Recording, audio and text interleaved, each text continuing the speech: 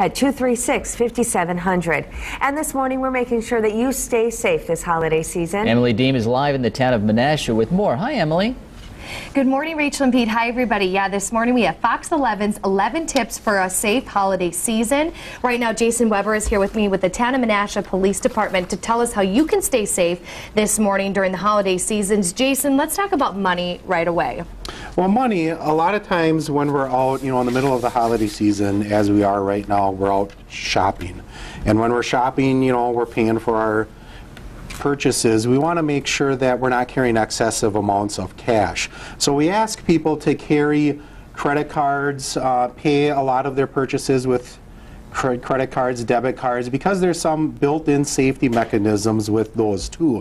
When you go purchase an item with your credit card, people or the retailer are supposed to be asking you for identification.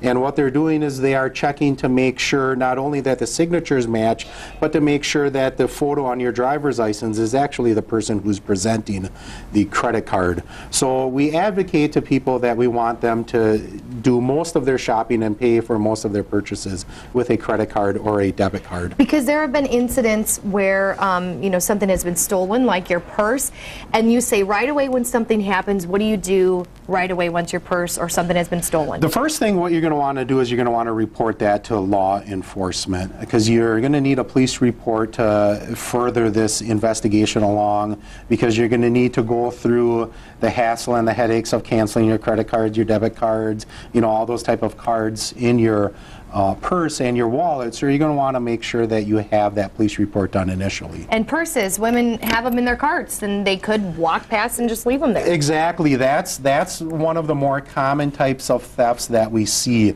It happens more so in grocery stores than it does in big box stores or at the shopping mall. But ladies particularly will come to the shopping cart and they'll place their purse in where the baby seat is, or where the baby goes.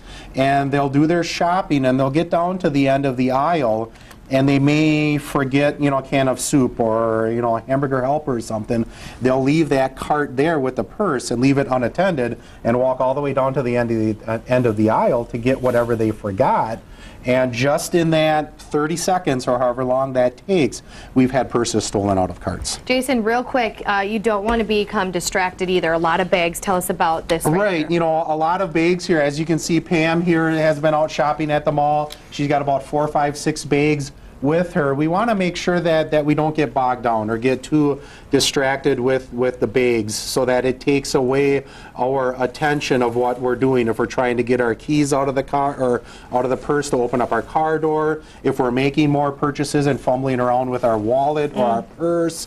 So we want to limit the number of bags that we carry and take some time and bring bags out to the car periodically and put them in the car, which we'll talk about in a little bit. And when you're out there shopping, make sure everyone's in a good mood, especially when you have your kids with you too. Exactly. Shopping, a lot of times bringing our kids shopping, it's fun with the kids, but we want to make sure that everybody's well rested.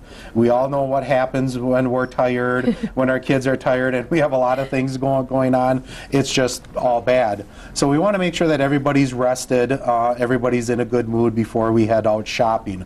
Another thing that's really important with kids, especially small children, is we want to stress the importance to them of sticking with us. We don't want the kids running off to look at the latest video games, the latest toys. We want them, to know the importance of hanging out with mom and dad or being near mom and dad.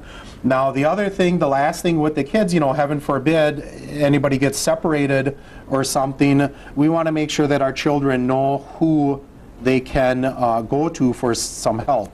So you want to teach your kids to look for the security guard. Most of the security guards are wearing some sort of uniform, like law enforcement. Other people that they can look for are the employees at the store.